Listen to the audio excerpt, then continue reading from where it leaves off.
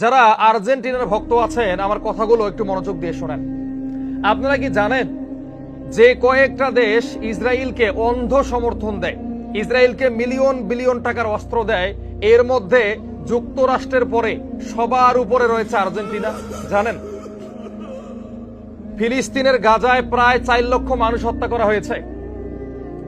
এই যে অস্ত্রগুলো ব্যবহার করা হয়েছে, এই অস্ত্রের অধিকাংশই দিয়েছে আর্জেন্টিনা। এই আর্জেন্টিনার পতাকাকে উড়িয়ে আপনারা গাজাবাসীর সঙ্গে বিশ্বাসঘাতকতা করছেন, ফিলিস্তিনের মানুষের সঙ্গে মস্করা করছেন।